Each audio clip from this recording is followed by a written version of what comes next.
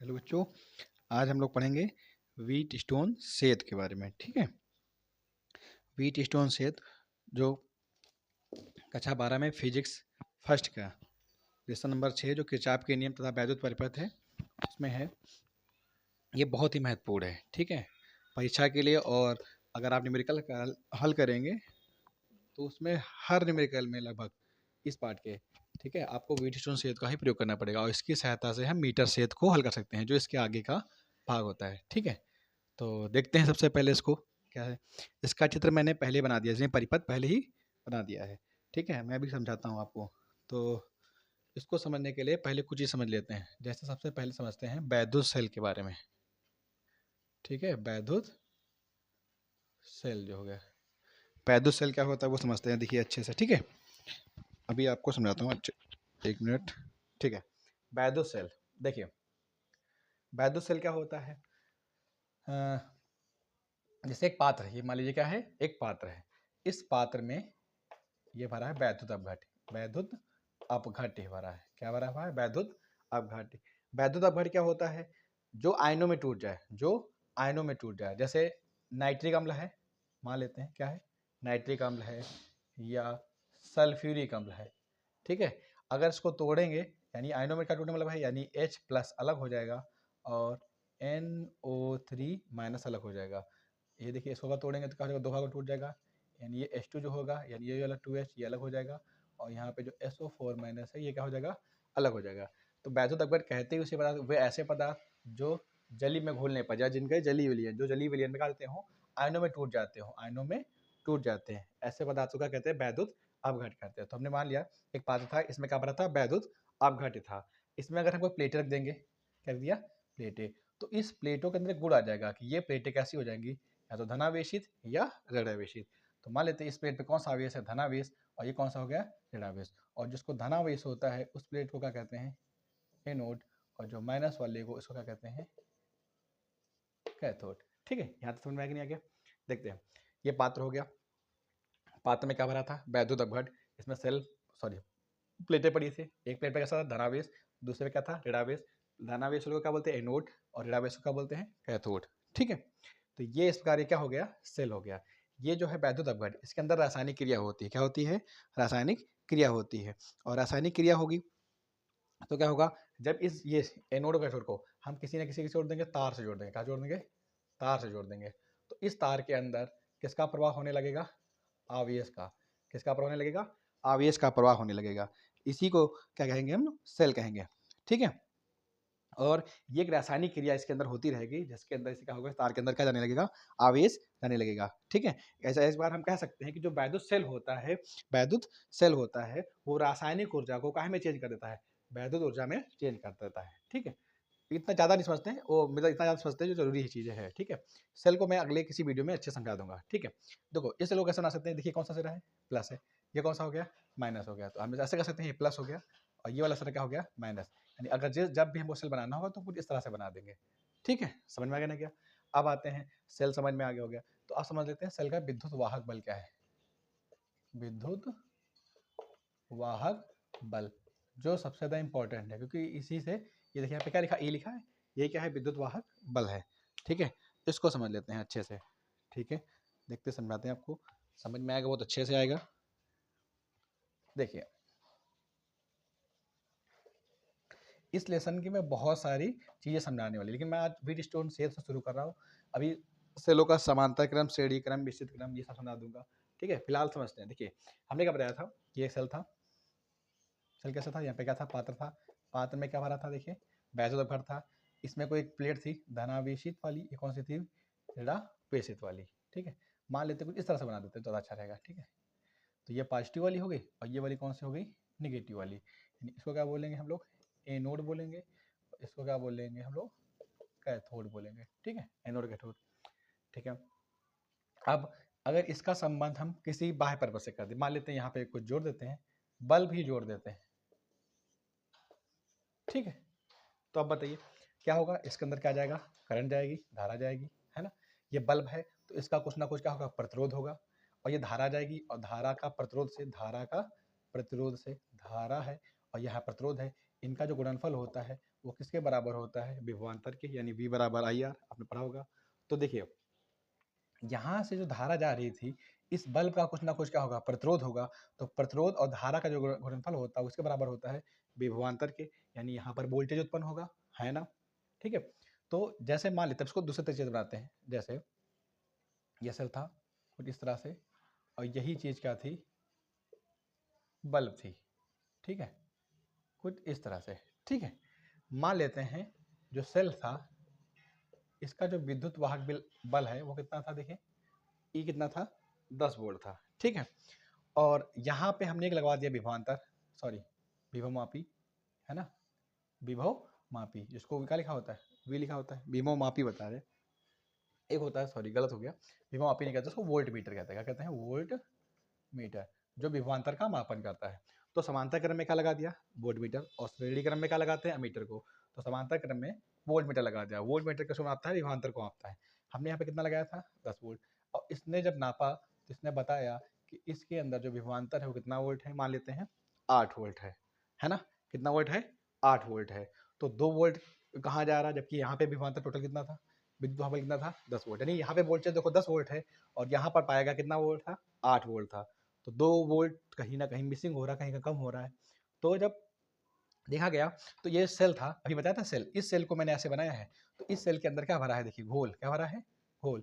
इस सेल के अंदर क्या भरा है, घोल। यानी ये धारा जो ऐसे जा रही थी, ये ऐसे जाएगी, ऐसे आएगी, ऐसे आएगी, और ये धारा इससे भी ऐसे होके फिर ऐसे जाएगी, बिल्कुल ऐसे होगा नहीं होगा। तो जो ये सेल ये था, ये जो भरा है, ये भरा है वैद्युत अपघट, इसका भी कुछ ना कुछ क्या होगा, प्रतिरोध होगा, इसका भी क्या होगा, प्रतिरोध होगा, और इस प्रतिरोध से क्या जाएगी, धारा।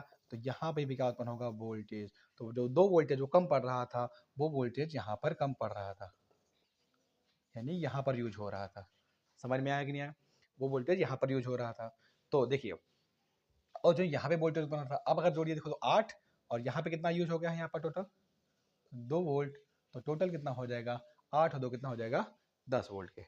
ठीक है, तो ये जो प्रतिरोध है, ये बाह्य प्रतिरोध, यहाँ पे जो बल्ब है, यहाँ पे जो बल्ब में यूज हो रहा था वो कौन सा है, बाह्य प्रतिरोध है। और यहाँ पे जो इस सेल के अंदर यूज हो रहा है वैद्युत अपघट के रूप में, वो कौन सा प्रतिरोध हो गया, आंतरिक प्रतिरोध। तो आंतरिक प्रतिरोध की परिभाषा कैसे बनाएंगे, कि देखिए सेल के अंदर क्या है, भरा है, घोल भरा है, यानी वैद्युत अपघट। तो वैद्युत अपघट भी किसका कार्य करता है, प्रतिरोध की तरह कार्य करता है। तो प्रतिरोध की तरह क्या करेगा, तो भाजो धारा के मार्ग में रुकावट डालेगा, यानी प्रतिरोध और धारा के गुणनफल को क्या कहते हैं, वोल्टेज कहते हैं। तो क्या बोलोगे, सेल का घोल, सेल का घोल भी वैद्युत धारा के मार्ग में क्या उत्पन्न करता है, अवरोध उत्पन्न करता है। इस अवरोध को, इस रुकावट को ही क्या कहते हैं, सेल का आंतरिक प्रतिरोध कहते हैं। इसे क्या कहते हैं बताइए, सेल का आंतरिक प्रतिरोध कहते हैं। और आंतरिक प्रतिरोध को स्मॉल आर से लिखते हैं। तो आंतरिक प्रतिरोध आपको समझ में आ गया हो गया। अब आते हैं विद्युत वाहक बल के बाद। देखिए जो टोटल यहाँ पे लगाया था, ये कितना लगाया था, देखिए 10 वोल्ट। तो जब दोनों ये प्लस और ये क्या हो गया, माइनस। तो इन इलेक्ट्रोडों के में जो टोटल विभवांतर था वो क्या था, 10 वोल्ट था। और इस 10 वोल्ट को ही क्या कहेंगे, सेल का विद्युत वाहक बल। यानी जो सेल होगा, सेल जब अगर इसको बल्ब ना लगाए हो तो ऐसे देखो, ऐसे, ठीक है। अब बताइए, अब कितना है बताइए टोटल, हमने इसको हटा देते, ये मान लिया बल्ब नहीं लगा था। अब बताइए कितना था, 10 वोल्ट। अगर हम इस सेल का कहीं यूज ना कर रहे हो, तो सेल जितनी भी वोल्टेज लगाएगा, जितना भी विभवांतर उत्पन्न करेगा, अधिक से अधिक जितना भी वोल्टेज उत्पन्न करेगा, जितनी ऊर्जा देगा, वही क्या कहलाएगा, सेल का विद्युत वाहक बल। कौन से अक्षर से लिखेंगे, ई से लिखेंगे। समझ में आ गया ना गया। अच्छा, अब जैसे हमने कहा था यहाँ पे क्या लगा दिया था, देखिए क्या लगाया था, बल्ब लगाया था। तो इस बल्ब में भी तो कुछ ना कुछ यूज हो रहा था। ये तो हमने विभवांतर लगाया था मापने के लिए, सॉरी, हाँ विभवांतर नहीं कहते, वोल्ट मीटर कहते हैं। वोल्टेज लगाया था, विभवांतर नापता था जो, ठीक है। तो जो यहाँ पर खर्च हो रहा था, जब सेल को ओपन कर रहे थे, यानी इसमें हम बल्ब लगा रहे थे, ठीक है, बल्ब लगा रहे थे, इसके अंदर धारा जा रही थी, यहाँ पे वोल्टेज कुछ खर्चा हो रहा था। तो यहाँ पे जो वोल्टेज कितना खर्चा हो रहा था, हमने बताया था, समझाया था, कितना हुआ था, 8 वोल्ट। कितना खर्चा हुआ था, 8 वोल्ट। तो जो यहाँ पर खर्चा हो रही थी, यहाँ पे जो बाह्य प्रतिरोध में जो वोल्टेज खत्म खर्चा हो रहा था, जो वे हो रहा था, वो जो होगा उसे कहेंगे टर्मिनल वोल्ट था, टर्मिनल विभवांतर या टर्मिनल वोल्टता कहेंगे। यानी दो तरीके से हम कह सकते हैं, जब सेल यूज में लिया जा रहा हो और जब सेल को यूज में ना लिया जा रहा हो। और जब सेल को यूज में नहीं लेंगे और तब जो सेल का कुल विभवांतर होगा उससे क्या कहेंगे, विद्युत वाहक बल। और जब सेल को यूज करेंगे तो बाह्य प्रतिरोध के सिरों पर जो वोल्टता होगी उसे क्या कहेंगे, टर्मिनल विभवांतर कहेंगे। ठीक है, फिर से एक बात समझ लेते हैं चित्र को। देखिए मैंने क्या किया था, ये था, ये सेल था, इस सेल का विद्युत वाहक बल कितना था, ई था। हमने कहा था यहाँ पे कोई बल्ब लगा दिया था, तो बल्ब में क्या होगा, प्रतिरोध होगा, बल्ब में क्या होगा, कोई प्रतिरोध होगा। और ये जो सेल था, तो इस सेल का हमने कहा था आंतरिक प्रतिरोध होगा, यानी कुछ अंदर इसके अंदर भी प्रतिरोध था जो घोल भरा था, तो उसको कैसे लिख देते हैं, आर से लिख देते हैं, है ना, कुछ ऐसे बना देते हैं, ये इसका मतलब होता है यहाँ पे आंतरिक प्रतिरोध है। ठीक है, चलिए देखते हैं। तो मैंने हमने क्या बताया कि ये यहाँ पे जो विभवांतर होगा, यहाँ पर, यहाँ से कहा जा रही थी धारा, यहाँ से अगर धारा जाएगी, तो ये जो विभवांतर होगा इस वाले प्रतिरोध पे, बाह्य प्रतिरोध पे जो विभवांतर उत्पन्न होगा, उससे ही क्या कहेंगे, टर्मिनल विभवांतर, टर्मिनल विभवांतर या टर्मिनल वोल्टता कहते हैं वी से। ठीक है, समझ में आ गया। और जो यहाँ पर हो रहा था, ये जो कहा दिया था आंतरिक प्रतिरोध, ये क्या है, आंतरिक प्रतिरोध। ये जो था सेल के अंदर क्या भरा था, घोल, क्या भरा था, घोल। और वो घोल, वो भी क्या कहता है, धारा के मार्ग में रुकावट डाला था, और जो रुकावट डाला था उस प्रतिरोध को क्या कहते थे, आंतरिक प्रतिरोध कह रहे थे। तो यहाँ पर आंतरिक वोल्टता हो जाएगी, ये टर्मिनल वोल्टता हो जाएगी। समझ में आ गया ना क्या। ठीक है, तो टर्मिनल विभवांतर क्या है या टर्मिनल वोल्टता क्या है, सेल का विद्युत वाहक बल क्या है। अगर हम इसको यूज ना करें तो टोटल जितना लगाएंगे ई, वो क्या हो जाएगा, यानी सेल जो पूरे परिपथ में जितना विभवांतर अधिकतम भेज सकता है, उसे क्या कहेंगे, विद्युत वाहक बल। और जब यूज में लिया जा रहा हो, और तब जब बाह्य प्रतिरोध के सिरों पर जो होगा, उसे क्या कहेंगे, टर्मिनल विभवांतर या वोल्टता कहेंगे। ठीक है, तो इतनी समझ में आ गई। तो इसी प्रकार हमने यहाँ पे क्या लिया है, एक सेल लिया है, क्या लिया है, सेल लिया है। मान लेते हैं इसका आंतरिक प्रतिरोध शून्य है, इसका जो आंतरिक प्रतिरोध है वो कितना है, शून्य है। मैंने लिख दिया आंतरिक प्रतिरोध इसमें क्या है, शून्य है। ठीक है, ये सेल हो गया। अब इस सेल ने क्या, हमने एक परिपथ बनाया, इसमें देखो 4 प्रतिरोध लिए हैं। एक प्रतिरोध को लिया है P, एक Q, एक का लिया R, एक का लिया है R। इसको हम एक चतुर्भुज के रूप में रखा है, देखिए देखिए चतुर्भुज में एक एक दो, एक भुजा, 2 3 4, इस तरह से। तो चतुर्भुज में 4 भुजा होती है, तो 4 भुजाओं के रूप में लिया है। ठीक है, ये किसने बताया था, एक इंग्लैंड के वैज्ञानिक थे, उनका नाम क्या था, व्हीट स्टोन। व्हीट स्टोन ने ही इस व्यवस्था का आविष्कार किया था, यानी इसके बारे में बताया था, और जिसे कहा गया था व्हीट स्टोन सेतु। उसमें क्या किया गया था, इसमें 4 प्रतिरोधों को लेते हैं, 4 प्रतिरोधों को लेते हैं श्रेणी क्रम में। तो ये 1 2 श्रेणी क्रम में, ये श्रेणी क्रम में ऐसे दिख रहा है, लेकिन अगर ध्यान से देखा जाए, हो सकता है ये वाला श्रेणी क्रम में नहीं हो। जब समझ में ना आए कि ये वाला किस क्रम में है, तो समझ जाओ आप किसका यूज करना है हमको, व्हीट स्टोन सेतु का। ये कैसे समझ में नहीं आया, जो हमने बताया अभी समझ में आएगा, जैसे मैं बताऊंगा। ठीक है, देखिए इसमें 4 प्रतिरोधों को लिया जाता है, चतुर्भुज के रूप में बना लिया जाता है। ठीक है, अब इसको समझाने के लिए मैं बता देता हूँ। सबसे पहले देखो, यहाँ पे क्या लिया था, एक प्रतिरोध तार हो गया, एक, ये हो गए 2, ये कितने हो गए 3, और ये कितने हो गए 4। कुछ इस तरह से चतुर्भुज बना लिया जाता है। ठीक है, चतुर्भुज में कितने प्रतिरोध हो गए, 4 हो गए। इसका एक ये विकर्ण हो जाएगा, एक ये विकर्ण हो जाएगा। ठीक है, तो इस विकर्ण को यहाँ पे नहीं बनाया गया है, इस विकर्ण को बाहर के रूप में बनाया गया है। और इसमें क्या जोड़ा गया है, देखो एक सेल, क्या जोड़ा गया है, सेल, जिसका विद्युत वाहक बल कितना है, ई है। और यहाँ से एक जोड़ी गई है कुंजी, क्या जोड़ी गई है, कुंजी, और कुंजी को नाम दिया गया है के। ठीक है, कुंजी को क्या नाम दिया गया है, के नाम दिया था। ये था मध्य वाला। ठीक है, विकर्ण, ये वाला विकर्ण था, एक ये विकर्ण था। तो इस विकर्ण में क्या जोड़ दिया गया, गैल्वेनोमीटर। ठीक है, गैल्वेनोमीटर। इसको मैं 2 तरीके से बताऊंगा, आपको जैसे समझ में आए वो रखिए, फिलहाल दोनों तरीके आपको अच्छे लगेंगे। ठीक है, देखो ये हो गया गैल्वेनोमीटर। कोई जरूरी नहीं गैल्वेनोमीटर हो सकता है यहाँ पे क्या लगा हो, कोई प्रतिरोध तार लगा हो, ऐसे भी हो सकता है। ठीक है, तो मान लेते हैं, हमने क्या नाम दिया था कि ये इसका नाम है P है, इसका नाम Q है, इसका नाम R है, इसका नाम क्या है S। यानी ये P प्रतिरोध है, ये Q प्रतिरोध है, ये R है, और ये कौन सा है, S प्रतिरोध है। कुछ इस तरह से बताया। ठीक है, इन बिंदुओं के नाम रख दिया था, ये नाम A हो गया, A हो गया, B हो गया, ये C हो गया, और ये क्या हो गया, D हो गया।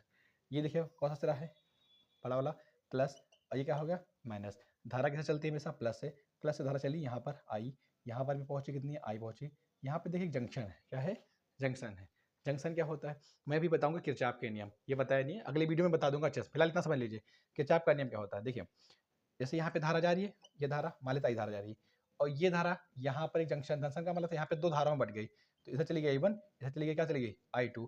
मान लेते धारा कितनी आ रही थी, 4 एम्पियर। अगर इधर धारा ये 1 एम्पियर जाएगी, तो इसमें कितनी जाएगी, 3 एम्पियर। 3 और 1 कितनी हो जाएगी, 4 हो जाएगी। कहने का मतलब जितनी धारा यहाँ से आएगी, इतनी ही धारा इधर टूटेगी, निकलेगी। अगर एक और होता, तब भी 4 था, तो इधर तीनों को जोड़ेंगे तभी 4 ही आता। समझ में आ गया ना क्या।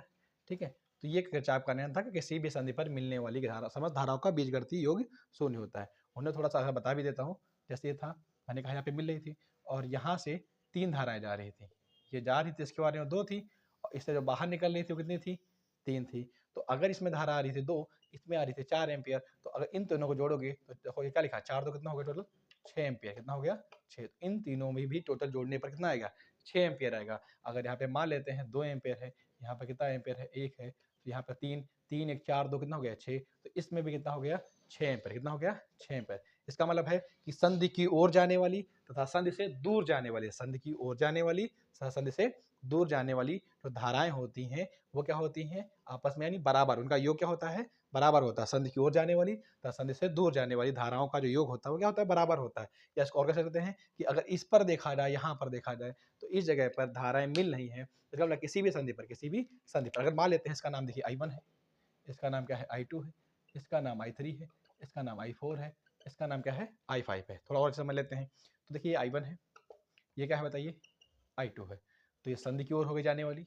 ये देखिए संधि से दूर कौन जा रही है I3 जा रही है, I4 जा रही है, और कौन सी जा रही है I5। तो ये क्या हो वाला है तुमने आप लोगों ने बोला संधि की ओर जाने वाली, ये क्या हो गया संधि से दूर जाने वाली। धाराएं का योग जो होता है वो क्या होता है बराबर होता है। अगर एक लाइन और बना लेते हैं तो I1 हो गया, प्लस क्या होगा I2, ये हो गया माइनस, इसको उधर ले आगे तो माइनस, बोलो ये सब माइनस का हो जाएगा, लेकिन जैसे हम कॉमन लेंगे तो ये सारी चीज क्या हो जाएगी प्लस, और बराबर क्या रहेगा 0। इसका मतलब क्या हो गया कि किसी भी संधि पर मिलने वाली, यानी संधि की ओर जाने वाली, संधि से दूर जाने वाली धाराओं का जो योग होगा वो क्या होगा शून्य होगा। यानी किसी भी संधि पर मिलने वाली या किसी संधि पर मिलने वाली समस्त धाराओं का बीजगणित योग क्या होता है शून्य होता है। इसे क्या कहते हैं संधि का नियम भी कहते हैं। क्या कहते हैं संधि का नियम। और इसमें क्या होता है ये पूछा जाता है कभी कभी बहुकल्पी में आ भी जाता है कि ये किस संरक्षण पर आधारित है, तो उसको बोलेंगे आवेश संरक्षण पर आधारित है। कौन संरक्षण पर आवेश संरक्षण पर आधारित है। आवेश संरक्षण क्या है देखिए हम लोगों ने अभी पढ़ा ही होगा कि आवेश प्रवाह की दर को क्या कहते हैं धारा, आवेश प्रवाह की जो दर होती है उसी को क्या कहते हैं धारा कहते हैं। तो अब बताइए यहाँ से जा तो आवेश आवेश ही रहा होगा, अगर यहाँ से आवेश जा रहा है तो यहाँ से भी आवेश निकल रहा होगा, यानी यहाँ से जितना आवेश आएगा उतना ही आवेश निकलेगा। कहने का मतलब यहाँ पर तो क्या रहेगा बिल्कुल क्या रहेगा बराबर रहेगा, यानी आवेश में क्या होगा नियत रहेगा, आवेश क्या रहेगा नियत रहेगा। तो क्या कहते हैं ये किसका नियम होता है आवेश संरक्षण पर आधारित है। कौन सा नियम किरचॉफ का पहला नियम। ये मैं अगले वीडियो में बहुत अच्छे समझा दूंगा, फिलहाल इतना समझ लीजिए कि किसी भी संधि पर मिलने वाली समस्त धाराओं का बीजगणित योग क्या होता है शून्य होता है। तो देखिए जैसे मैंने बताया, अब देखिए धारा यहाँ पे जा रही थी, इसको देखते हैं, ये धारा यहाँ जा रही थी, यहाँ पे आई थी, अब यहाँ पे धारा ही मुड़ गई तो इधर मान लेते हैं कौन चली गई I1, इधर कौन सी मान लेते हैं I2 चली गई। अब ठीक है यहाँ तक आते हैं, यहाँ पे धारा कौन सी जा रही होगी I1, यहाँ पे कौन सी जा रही होगी I2। ठीक है अब ये धारा हो सकता है I1 वाली इधर जाए, इधर मान लेते हैं I1 जा रही थी, इसमें चली गई हो I3, और यहाँ पे धारा कितनी मिल गएगी I4 हो सकता है, अलग अलग धारा चली जाए, ऐसा हो सकता है भाई, या धारा ये वाली उधर मुड़ जाए ऊपर। तो ये ऐसा ना हो, तो इसलिए हमने मान लिया कि इस वोल्टेज का, इस बिंदु का, बिंदु बी का, और इस बिंदु डी का, बिंदु बी का और बिंदु डी का हमने मान लिया। यहाँ पे लिखे दे रहा हूं मैं, माना बिंदु कौन सा देखा बी पर जो विभवांतर है, बी पर जो विभवांतर है, और जो डी पर विभवांतर है, डी पर विभवांतर है, वो दोनों क्या है मान लिया बराबर है। अब देखिए अगर दो तार है, जैसे ये तार हो गए चालक तार हो गए, चालक तार क्या होता है जिसमें आवेश का प्रवाह हो जाए उन्हें चालक कहते हैं। ठीक है तो ये तार है, मान लेते हैं तार ए है, एक तार मान लेते क्या है बी है, इसमें धारा जा रही है, मान लेते इसमें वोल्टेज मान लेते हैं कितना वोल्टेज है 100 वोल्टेज है। ठीक है इसमें वोल्टेज भैया 0 है, ये न्यूट्रल वाला है, ये मेन हो गया। अगर इसको हम कनेक्ट करेंगे तो ये क्या होगा वोल्टेज, यानी धारा ऐसे होके इसमें जाने लगेगी, बताइए है ना। लेकिन अगर ये 100 है, इसको भी मैं कितना कर दूं 100 वोल्टेज कर दूं, इस तार का भी वोल्टेज, तो ये धारा इससे इसमें नहीं आएगी ना इससे इसमें जाएगी, क्योंकि दोनों का विभवांतर क्या है बराबर है। तो हमने मान लिया है कि इस बिंदु का बी का और इस बिंदु डी का विभवांतर कितना है सेम है, और अगर विभवांतर बराबर है तो इसका मतलब है कि जो धारा I1 जा रही थी वो इसमें नहीं आएगी, वो आगे चली गई। इसलिए मानना है हम लोगों ने ये इसको हटा दिया, यहाँ पे I1 जा रही थी तो धारा किसमें चली गई I2 इसमें चली, सॉरी I1 चली गई, और यहाँ से I2 जा रही थी वो धारा इसमें भी I2 आगे बढ़ गई ऐसे। तो ऊपर वाली I1 थी, I1 चली गई, I1 थी, I1 चली गई, यहाँ पे I2 जा रही थी, ये I2 चली गई, और ये दोनों धाराएं यहाँ पर फिर से मिल गई और मिल जाएंगी। तो यहाँ पे तो कितनी गई थी I, तो जब जुड़ जाएंगी वहाँ पे I1 I2 फिर से क्या बन जाएगी I बन जाएगी। इस प्रकार का चित्र मैंने वहाँ पे बनाया है। यानी इस गैल्वेनोमीटर में अगर देखा जाएगा तो धारा का मान कितना होगा शून्य होगा, धारा का मान क्या होगा शून्य होगा। हमने एक कंडीशन मानी है, यहाँ पे कंडीशन क्या मानी है, माना बी बिंदु पर जो विभव है और वो डी बिंदु के विभव के क्या है बराबर। अगर इस बिंदु का विभव इस बिंदु के विभव के बराबर होगा, यानी वोल्टेज बराबर होगा, तो इसके अंदर धारा का प्रवाह नहीं होगा। ठीक है तो जो जी है, जी का मतलब गैल्वेनोमीटर यानी धारा का मापने वाला, तो धारा मापी में कोई प्रभाव नहीं होगा। ठीक है अब आगे देखते हैं, कुछ चीजें और समझ लेते हैं, यहाँ तो समझ में आया कि नहीं आया। ठीक है अब समझते हैं चिन्ह परिपाटी, चिन्ह परिपाटी समझ लेते हैं। अच्छे से चिन्ह परिपाटी, ठीक है, ये समझ लेते हैं। इसका समझने का मतलब क्या है, जैसे देखिए ये है प्रतिरोध है, ठीक है, देखो ये प्रतिरोध है, इसमें धारा का इधर प्रवाहित हो रही है, धारा का प्रवाहित दिशा में है, ठीक है, ये एक सेल है, ये क्या है, सेल है, फिर से मैं बना दे रहा हूँ, ये सेल हो गया, ठीक, बड़े सेल, ये बड़ा सिरा प्लस, ये छोटा माइनस से प्लस, और ये माइनस हो गया। इस प्रकार एक और बना देता हूँ मैं, चलो यहाँ पे बना देते हैं, ठीक है, इसमें धारा का प्रवाह इधर हो रहा है, इसमें धारा का प्रवाह इधर हो रहा है, ठीक है, आप समझते हैं अच्छे से।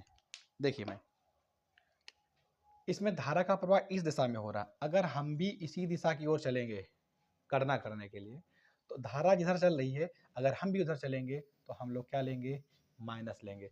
हो सकता है बहुत लोग ऐसे बताएंगे कि जिधर धारा जा रही है उधर हम भी जाएंगे या उधर की ओर चलेंगे तो क्या लगाएंगे, प्लस, तो उससे कोई दिक्कत नहीं, जो मैं बता रहा हूँ उससे आप रखिए, तो इस तरह से क्या करेंगे, धारा जा रही है उधर हम भी चल रहे हैं तो क्या लगा दिया, माइनस। अब देखिए हम चल रहे हैं इधर और धारा आ रही विपरीत में, यानी हमसे धारा की विपरीत की दिशा है, धारा की दिशा विपरीत है, और अगर धारा की दिशा विपरीत है तो हम मान लेंगे ये सगा लेंगे, प्लस लेंगे। जैसे अगर हम इधर की ओर चल रहा हूँ तो लास्ट में कौन सा हिस्सा पड़ा है इस सेल का, माइनस का, तो क्या लेंगे, माइनस।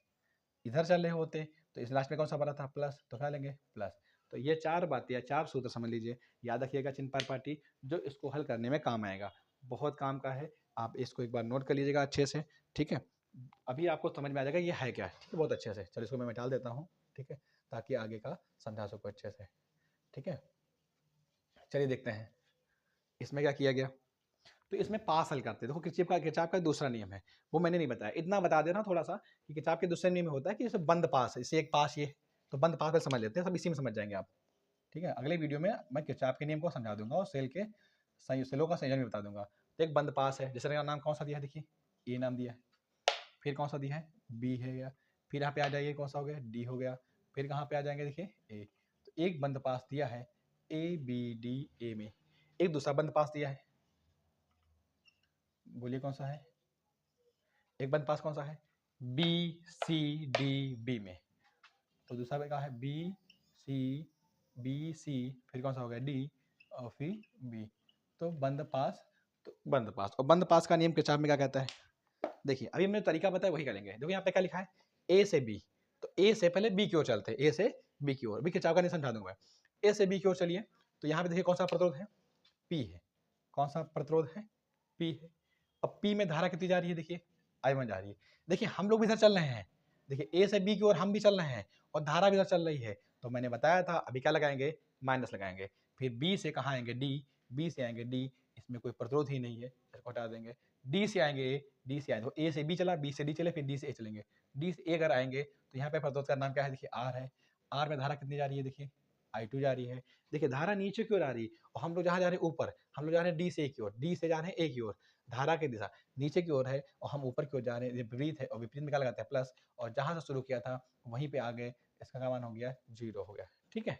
बताइए, तो यही होता है किरचॉफ का दूसरा नियम। अब देखते हैं इसमें होता क्या, भी समझा दूंगा अच्छे से। ये हो गया माइनस, ये बराबर कर देंगे, ये प्लस का जाएगा बराबर में, तो क्या हो जाएगा, माइनस के IR2, माइनस माइनस कर गए तो PI1 बराबर क्या हो गया, IR2। ये समीकरण नंबर क्या हो गया, 1 हो गया, समीकरण नंबर क्या हो गया, 1 हो गया।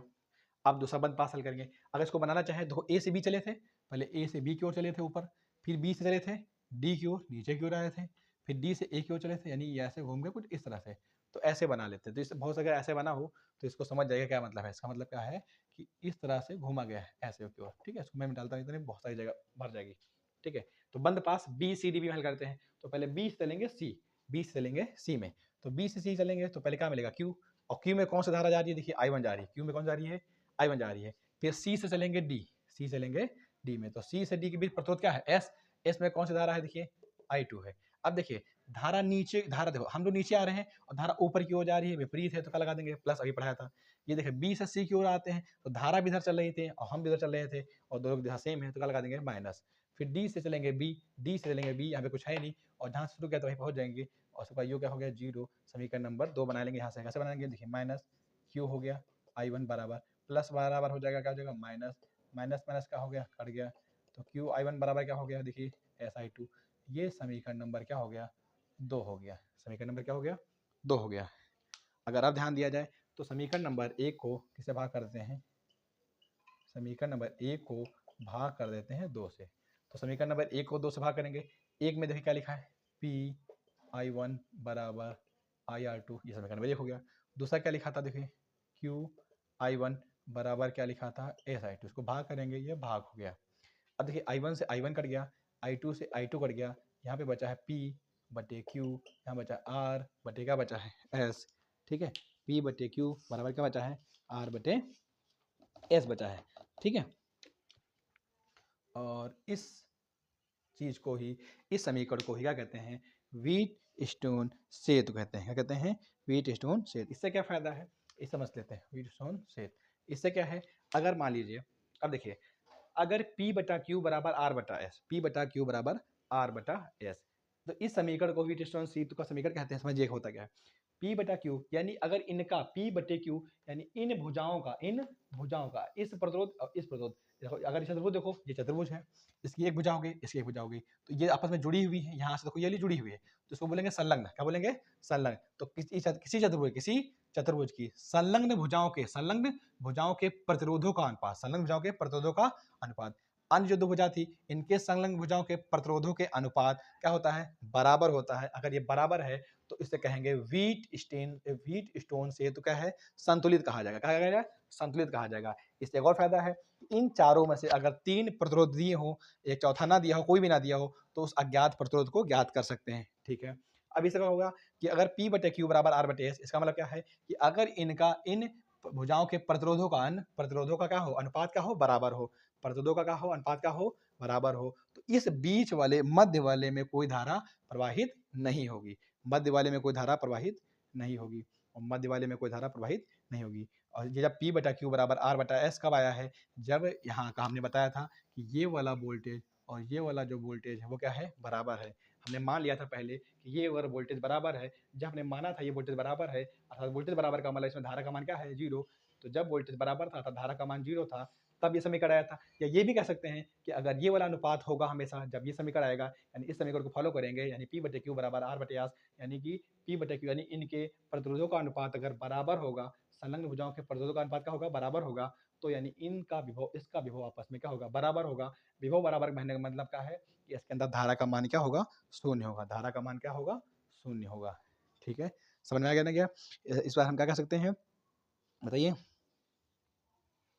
कि चतुर्भुज की किन्हीं दो संलग्न भुजाओं के प्रतिरोधों का अनुपात, संलग्न भुजाओं का प्रतिरोधों का, चतुर्भुज के किन्हीं दो संलग्न भुजाओं के प्रतिरोधों का अनुपात शेष दो संलग्न भुजाओं के प्रतिरोधों के अनुपात क्या होता है, बराबर होता है। अगर ये बराबर है तो इसे क्या कहा जाएगा कि जो सेतु है वो कैसा है, संतुलित है। और संतुलित सेतु का मतलब क्या है कि इस बिंदु का विभव क्या है, बराबर है। और अगर विभव बराबर है इसका मतलब इसमें धारा का मान क्या है, शून्य है, और धारा शून्य है, तो हम कह सकते हैं कि ये वाला और ये वाला, ये जहाँ से धारा I1 जा रही थी, इसमें धारा I1 जा रही थी, यानी ऊपर वाले दोनों किस क्रम में हो जाएंगे, बताइए, श्रेणी क्रम में। और इसमें I2 जा रही थी, इसमें I2 जा रही थी, तो ये नीचे वाले भी किस क्रम में हो जाएंगे, बताइए, श्रेणी क्रम में हो जाएंगे। किस क्रम में हो जाएंगे, श्रेणी क्रम में। तो ये पहचानने के लिए पहले डिफाइन नहीं कर पा रहे थे कि कौन सा श्रेणी क्रम में है, कौन सा समांतर क्रम में है, लेकिन अगर हम इस व्हीटस्टोन सेतु इस समीकरण का प्रयोग करते हैं, अगर अनुपात बराबर रहता है, तो हम बता सकते हैं कि इसमें बीच में धारा नहीं जाएगी, यानी ये दो कैसे हो गए, श्रेणी क्रम में, ये दो कैसे हो गए, श्रेणी क्रम में। जैसे उदाहरण के थ्रू मैं समझा देता हूँ, आपको समझ में भी आ जाएगा। जैसे देखिए, जैसे मान लो कि सवाल है ऐसे, ठीक है, ऐसे हो गया, ये मान लेते हैं, और यहाँ पे लिखा है, यहाँ पे भी है, ये मान लेते हैं 1 ओम है, ठीक है, ये 2 ओम है, ठीक है, ये 2 ओम है, 1 ओम है, 4 ओम है, और ये बीच वाला 5 ओम है।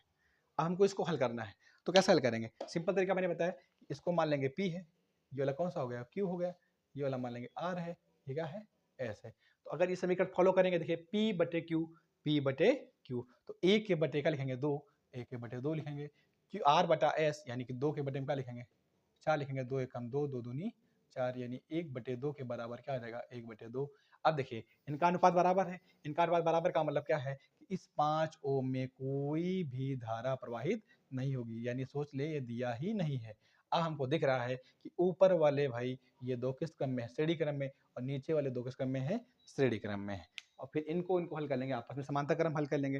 तो ये आसान तरीका, यानी किसी सवाल को कठिन करने से, कठिन यानी समझ नहीं पा रहे हो तो उस सही समय क्या लगाते हैं, क्वेश्चन से। तो जब समझ नहीं आ रहा कि कौन सा समीकरण, मतलब कौन सा क्या कहते हैं उसको, श्रेणी क्रम में है और कहाँ पर समांतर क्रम में है। ठीक है, अब बताइए यहाँ तक समझ में आया कि नहीं आया, कोई दिक्कत तो नहीं। ठीक है, इसको मैं दूसरा तरीका भी बता देता हूँ ताकि आपको अच्छे से समझ में आ जाए। ठीक है, 1 मिनट रुकते हैं और आपको मैं बताता हूँ बहुत अच्छा तरीका, दूसरा तरीका। चलिए मैं आपको अब दूसरा तरीका बताता हूँ। दूसरा तरीका क्या है, देखिए। ठीक है, ये चित्र मैंने वैसे बना दिया, फिर से वैसे कर दिया। ठीक है, आप समझते हैं। देखिए अब ये क्या है, ये धारा लेते हैं, धारा I1 जा रही थी। ठीक है, यहाँ देखो, यहाँ से धारा कितनी चली थी, देखिए यहाँ से धारा चली थी I, यहाँ से धारा चली थी I पहुंची, यहाँ पर जंक्शन था, यहाँ पे धारा मुड़ गई, ऊपर चली गई I1, नीचे कौन चली गई I2। अब ये धारा जा रही थी I1, है ना, यहाँ पर कितनी पहुंची होगी बताइए, I1 पहुंचेगी। अभी मैंने पढ़ा था, जब संधि का नियम पढ़ाया था उसमें पढ़ाया था किरचॉफ के पहले नियम में, अगर धारा मान लेते हैं यहाँ पे कौन सी जा रही है, देखो I1 जा रही है, ध्यान देखो, ये धारा यहाँ से 2 धारों में बढ़ रही है। देखो एक तारा इधर जा रही है, इस धारा, ये वाला तारा ये मान लेते हैं, एक धारा इस तार में जा रही है ना, ऐसा हो गया। बात समझो, तो मान लेते हैं इसमें I1 है, इसमें मान लेते, देखो यहाँ पे I1 था, ये I2 तो जा ही रही थी, इसमें मान लेते हैं क्या जा रही है I3, क्या जा रही है बताइए I3। तो इसमें कितनी जा रही होगी बताइए, इस वाले में, बीच वाले में, बताइए कितना होगा। ठीक है, बताओ भाई कैसे निकालेंगे। तो क्या करेंगे, जैसे मान लो हमने बताया था, अगर यहाँ पे 2 एम्पियर है, कितने एम्पियर है 2, अगर इसमें 1 जाएगी, चलो 2 नहीं मान लेते 3 है, तो अगर इसमें 1 है तो इसमें कितनी जाएगी 2, कितनी आएगी 2 जाएगी। तो अगर हमको ये पता करनी तो कैसे बताएंगे, 3 माइनस 2 कैसे कर लेंगे, 3 से अगर 2 हट जाएंगे तो कितना निकल आएगा 1 आएगा, या 3 से 1 हटाएंगे तो ये वाली याद कर सकते हैं। बताइए हाँ है ना। तो यहाँ से धारा कितनी जा रही थी बताइए, I1 जा रही थी, क्या जा रही थी I1 जा रही थी। ठीक है, ध्यान देखो यहाँ धारा कितनी जा रही थी I1, इसमें मान लेते हैं इस वाले में, इस वाले में, ठीक है, इसमें धारा कितनी जा रही है I3 जा रही है, कितनी जा रही है I3 जा रही है। अगर इसमें I3 जा रही है तो इसमें कितनी जाएगी बताइए, इससे ये घटा देंगे, यानी कितनी हो जाएगी I1 माइनस I3, यही तो हो जाएगा I1 माइनस I3, है ना, बताओ। ठीक है, क्या हो जाएगा I1 माइनस I3 के। तो देखते हैं I1 माइनस 3, या अगर ऐसा ना करना चाहते हो तो अगर चाहते हो तो इसको ऐसे कर लो कि इसमें मान लेते हैं कौन सी जा रही है I3 जा रही है, कौन सी जा रही है I3, कैसे, ये I1 जा रही थी, इसने मान लिया I3 चली गई, तो अगर इसमें I3 जाएगी तो ये कितनी बचेगी I1 माइनस I3, यानी ये वाली जो बची है वो क्या बचेगी है I1 माइनस I3। ऐसे कर लेते हैं, उसको दिक्कत नहीं है। ठीक है, ये चीज़ समझ में आ गई ना क्या, इसका मतलब अगर ये 3 एम्पियर थी, एक यार इसमें कितनी जा रही है 1 जा रही है, तो 3 माइनस 1, इसमें 2 बची होगी, इसको 3 हो गई, और ये 1 हटाएंगे तो कितनी होगी 2। इसका मतलब ये मैंने समझाया है। ठीक है, समझ में आ गया ना क्या। अब देखिए ये धारा, इसमें कितनी धारा आ रही थी बताइए I3 आ रही थी, कितनी धारा आ रही थी I3 आ रही थी, और यहाँ से कौन सी आ रही I2 आ रही, ये दोनों जुड़ जाएंगी, यानी इधर कौन सी चली जाएगी बताइए I2, और प्लस कौन सी चली जाएगी I3 चली जाएगी, I2 प्लस I3, ये ऊपर क्यों चली जाएंगी, और यहाँ पर दोनों मिल जाएंगे, यहाँ से दोनों का मिल जाएंगी, यानी ऊपर से कौन सी आ रही थी, देखिए ऊपर कौन सी आ रही थी I1 माइनस कौन सी आ रही थी I3, और नीचे से कौन सी आ रही है देखिए I2 प्लस I3 आ रही है, और ये तीनों मिल जाएंगी, तो ये माइनस का I3 प्लस का I3 कट जाएगा, यानी बाहर कौन से निकलेंगी, बाहर निकलेंगे यहाँ से, यहाँ निकलेंगी I1 प्लस I2 निकलेगी, कौन सी बचेगी I1 प्लस कौन सी निकलेगी बताइए I2। और यहाँ पे देखिए यहाँ से धारा कितनी जा रही थी I, और I ही बढ़ गई I1 में, और उसमें बढ़ गई I2 में, यानी I1 और I2 किसके बराबर था भाई, I के बराबर था। तो हम इसको सीधे क्या ले सकते हैं I, क्या ले सकते हैं I। आप समझ में आ गया नहीं आ गया तरीका भैया अच्छे से। ठीक है, अब आते हैं अपना जैसे अभी हल किया था वैसे फिर हल करते हैं। ठीक है, बंद पास कौन सा हल करेंगे पहले, ए बी डी ए में, तो ए चलते हैं बी, ए चलते हैं बी की ओर। तो अगर ए से बी की ओर चलेंगे तो सबसे पहले क्या लिखा है देखिए पी है, कौन सा है बताइए पी है, और पी में धारा कितनी जा रही है I1 जा रही है। फिर बी से डी, बी से डी में आते हैं, क्या है देखिए ओ वाले प्रतोद में क्या जा रही है धारा I3 जा रही, क्या जा रही है ओ में क्या जा रही है बताइए I3, ओ में क्या जा रही है I3। ठीक है, अब देखिए ए से जब बी की ओर चल रहे थे तो धारा इधर भी जा रही थी, हम भी उधर चल रहे थे, तो क्या लगा देंगे माइनस। इस प्रकार इस वाले में ओ वाले में तो नीचे की तरफ चल रहे थे हम भी, और धारा भी नीचे की ओर चल रही थी, क्या लगा देंगे माइनस, क्या लगा देंगे माइनस लगा देंगे, अरे बोर्ड मेरा उखड़ गया। ठीक है, क्या लगा देंगे माइनस लगा देंगे। ठीक है, आगे देखते हैं। अब देखते हैं फिर क्या लिखा था, देखो जैसे क्रम देखो ए से बी चले, फिर बी से कहाँ चलेंगे डी, और फिर डी से कहाँ चलेंगे ए, डी यहाँ पे था ये था डी, और डी से कहाँ चलेंगे ए, डी से कहाँ चलेंगे ए। अगर डी से आप ए की ओर चले तो देखिए यहाँ पे क्या लिखा आर, क्या लिखा है देखिए आर, और आर में कितना जा रहा है I2, कितनी जा रही है आर में कितनी जा रही है I2। अब धारा नीचे की ओर आ रही है, हम लोग ऊपर की ओर चल रहे हैं, तो क्या लगा देंगे प्लस, और जहाँ से स्टार्ट किया था वहाँ पहुँच गया, क्या हो गया जीरो हो गया। ठीक है, अगर दूसरा वाला हल कर लेते हैं, अगर इस समीकरण को हल करेंगे तो कैसे हल करेंगे, बी से सी चलेंगे, बी से सी की ओर चलते हैं। तो बी से सी की ओर हो क्या है, क्यू है, क्या है देखिए क्यू है, और क्यू में कौन सी धारा जा रही है, I1 माइनस I3 जा रही है, ठीक है।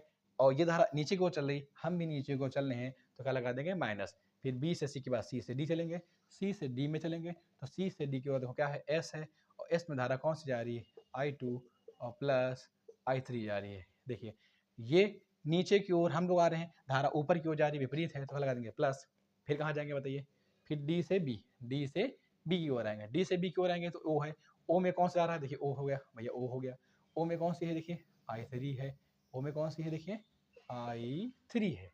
हम लोग इधर आ रहे हैं बताइए, हम लोग धारा नीचे को आ रही है, हम लोग ऊपर की ओर जा रहे हैं, तो विपरीत है, विपरीत में लगाएंगे प्लस, और जहाँ से शुरू किया वहाँ पहुँच गया, क्या हो गया, 0 हो गया।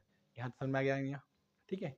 मान लेते हैं, ठीक है, मान लिया कि जो इसका है I3 है, जो I3 है, माना जो I3 है उसका मान कितना है, 0 है, कितना है, 0 है। अगर I3 का मान क्या मान लिया जाए, 0 मान लिया जाए, कितना मान लिया जाए, 0 मान लिया जाए, तब देखें क्या होगा, देखते हैं।